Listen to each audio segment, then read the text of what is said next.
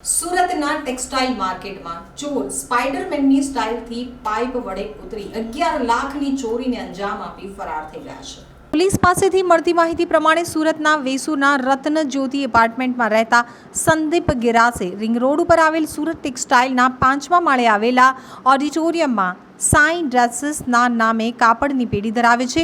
ગત 19મી એપ્રિલની રાત્રે તેમના કર્મચારીએ રાત્રે 10 વાગે દુકાન બંધ કરી હતી.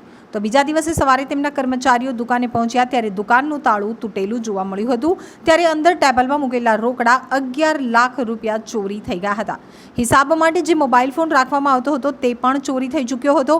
ચોરીની ઘટનાની જાણ સલાબતપુરા પોલીસ મથકમાં કરવામાં આવી હતી, જેથી પોલીસે ઘટના સ્થળે પહોંચી સીસીટીવી કેમેરા ચેક કર્યા હતા, જેમાં 2 તસ્કરો સીસીટીવીમાં કેદ થયા હતા. માર્કેટમાં સિક્યોરિટી વ્યવસ્થા હોવા છતાં ચોરો માર્કેટમાં ઘૂસી આવ્યા હતા. હાલ તો પોલીસે સમગ્ર મામલે ગુનો નોંધી તપાસ હાથ ધરી છે.